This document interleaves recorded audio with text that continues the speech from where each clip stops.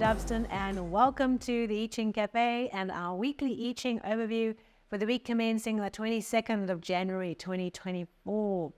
Thank you so much for being here with me. So before we get stuck into this week's overview and how we can get stuck into the flows of change working through our lives, a reminder, the annual and monthly overview is out. If you haven't yet done so, go and connect with some of the themes that we are focusing on in the year to come and in January. And of course, we had our last weekly overview where we connected to Hexagram 58, joy. Lovely energy, expressing, open, talking. Did you have a week that was filled with talking and sharing ideas? Did you have a week where you connected to what joy and pleasure really means to you, and you were challenged to make a choice between the higher path, remember those two marshmallows, or were you grabbing the marshmallow for short-term gratification? Plus, we were challenged to think about what self-imposed boundaries and discipline might mean for us. What are we needing to do to control our flow and put in place some organized structure into how we work with the week and with ourselves? So an interesting week where joy and self-imposed limitation were essential partners in unlocking something important for the week. If there was something that came up, you know what to do. Please share a comment. This week, what are you working with? Well, there's a lot of changing lines. You know, when there's lots of changing lines, there's lots of action, lots of movement of energy throughout the week. So let's get into it. Our first hexagram for this week is hexagram 20, Contemplation, the Tower. Okay. Simple structure to see, simple idea to see, right? We have wind on the top, all right, earth on the bottom, forming this idea of a tower. Two male lines at the top, a lot of female lines, creating the visual of the tower. In my mind, it looks like the Arc de Triomphe. Okay. Freedom from the tower. Okay. Or freedom through, being on the tower, rather. This hexagram has two meanings. Okay. The one is that as you think about a tower, and also the symbol of a tree on a hill, okay, because the top trigram can represent windward, and the bottom trigram is earth, so it's like this tree on top of the earth. So the idea is when we look at a hill, right, you see these classic pictures, right? There's a hill, and there's a lone tree on the top. It's something that can be seen for miles around, becomes a beacon that others look up to. So this tower, this contemplation, represents something where we are seen, we are an example, we are elevated to other people who are looking up to us, and we're providing insight and perspective to them. And the second part of that is, as we climb the tower, we get an elevated perspective. You've been up any tower, any kind above a city, and you get to the top, and you see things in this perspective. You see patterns.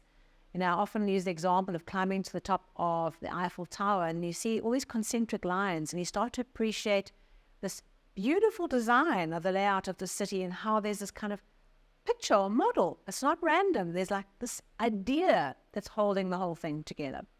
So when we get this hexagram, we are being asked to get perspective, to climb up to the top of the tower, to get a bird's eye view, to be the eagle soaring over the landscape, and to see things from an elevated perspective. There's something here we're needing to see differently. There's some idea we're needing to appreciate from a bit of a distance away from the operational detail, or, you know, the things that are happening on the ground, the little mouse scurrying around. We need to let that go. We need to be the eagle, looking down and seeing everything in perspective.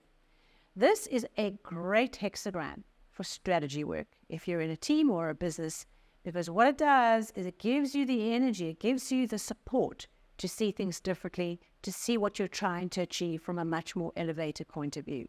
So if you don't yet have a strategy for your business, for your team, for the year, for the quarter, this is a fantastic week to do some work in getting that elevated perspective. Okay. And while we are creating perspective for ourselves, we are creating perspective for others. We become the tree on the hill that others look to.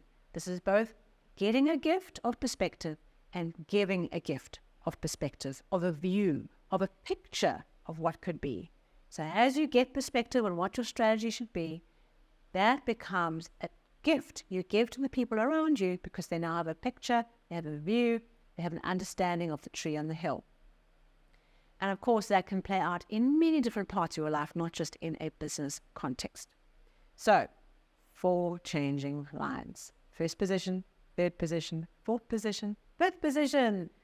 Sometimes you could take the view that when you have 4 or more changing lines, like there's so much happening in the change, it's swapping into the opposite already. And, read only the outcome hexagram. I'm going to go this week through the 4 changing lines so we can perhaps create some anchor points. I'm going to go through them quite quickly as we connect to what they mean. Okay, in the first position, just come in, okay? A new perspective. We are young babes that are coming at the bottom. And this changing line says, if you view the situation as a child would, with child eyes, trouble. What we have to do is we have to view the situation with adult eyes that can see the risks and the issues and the problems and the challenges. Okay, so there's something here where if we go, no, everything's perfect, everything's awesome, everything is going to work out, it's all good, everything's fine. If we come in with that naive, childlike approach, there are some problems because we are not a child, we are adults. Okay, so we have to look at the situation as an adult would, with adult eyes, being realistic, seeing things for what they are, okay, seeing where the problems are. It's okay that there are problems and challenges. We all face those. But let's be real with what they are. Let's look with adult eyes and note what they are and appreciate what they are. So perhaps in your strategy, if this is going to be your focus for the week, think about the realities of your business and where you're at. And don't be naive about them, okay? Be real with the challenges you and your team face. What could be the real challenges you need to see, you need to be aware of, you need to factor into your planning. If we approach something with these like childlike eyes, whoa, everything's amazing, problems. And with changing line 3, an interesting connection, a similar kind of energy to what we had last week about indecision. This is also, should I advance? Should I retreat? Should I go forward? What should I do? Should I get more involved? Should I get less involved? How do I work with this process and this energy? The way we get perspective, okay, because this whole hexagram and all the changing lines are about something we're needing to see. Perspective, an elevation in our perspective we're needing to see. How we see things. With this changing line, what we do is we look at where we have done this before and what kind of results we got. What was the reality of, what were the outcomes of some of the paths that we took? Did we create something that created value, that created energy, that moved us forward? What worked? What didn't work? And there's almost a sense in the reflection work with this changing line is to really get into what fruits did we get out of doing something similar before? Okay. What fruits didn't we get? What do we have to do differently? What is the perspective we need to get? And then operate and make a decision and move forward from that place of principle and that place of understanding what worked, what created value in the situation before. So perhaps there's some indecision, all right, in our life this week, in our teams, in our strategies. We're not sure which direction to take. If we took this kind of path, what kind of thing came back?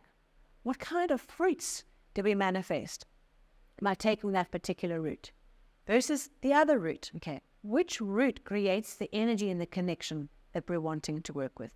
And then it becomes a lot clearer to understand to advance or retreat from the situation. It's almost like, you've got an association or a partnership, for example, or an opportunity in your business, in your life, and you've got to make a choice whether you move forward with it or you say no. Okay, go back and look at where other things of this type created value for you, what was meaningful, and how can you work with it going forward. All right. Then in line 4, we have a very interesting line where we have been invited to the king's banquet or the prince's banquet. We've been invited as an honored guest to some banquet or some event where there are a lot of very powerful people around that table, and we are brought in, and we are brought in as a guest, and we have to remember how to behave as a guest, not have airs and graces, that we are a part of this network, that we are the prince's long-lost friend.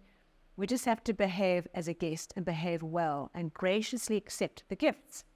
There's something around this changing line of being kind of brought into an inner circle of some kind, okay? Being let in, being brought into a club, as it were, and having the opportunities to receive some blessings because you've been brought into this kind of community or group of people or a group of advisors who have brought you in, can see your value, and it gives you perspective and it gives you connections. But we always behave ourselves well as a great guest. We don't make jokes about the prince or disparaging remarks about the rest of the people around the table because we feel like we are buddies. We are the guest and we behave well.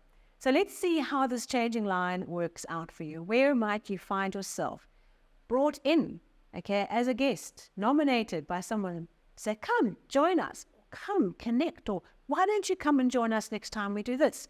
Or I know a bunch of people who are very interesting, come and have lunch with us. It's that kind of idea of being welcomed into a clan, into a club, to get some blessings, all right, to get some perspective, to get the gauze, because now we're sitting around the table with all these senior people and hearing all the wonderful gossip and the wonderful insights. We're getting perspective through this blessing. Let's see how it pans out. And then in line 5, we get some perspective, some elevation by doing some personal reflection, some introspection. Taking time out, sitting in the tower, sitting on top of the tower, and just contemplating myself, my actions, what worked, what didn't work, my response, my quality of my relationships, my engagement with others. What have I created through my work, through my hands, through my love made visible through that work, right? What have I created? What am I contributing? What is manifesting through me?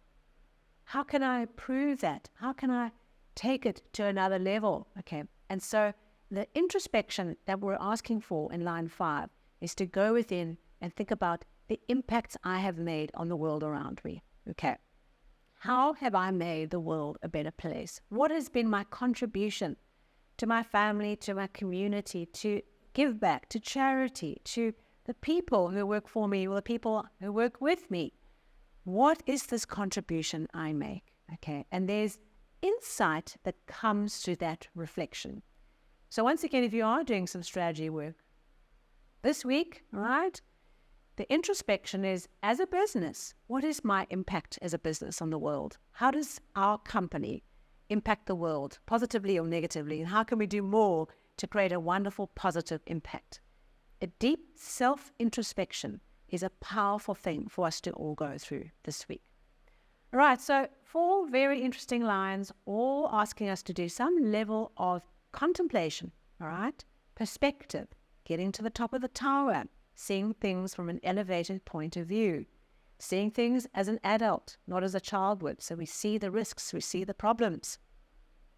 Looking at where we are stuck between advancing and retreating, looking at what did we get in previous times when we went with this thing, right? And is that going to give us what we want? The king's table, the prince's table, the banquet, being invited into the advisors and behaving well as a guest, learning as much as we can, building as many connections, but behaving well as a guest.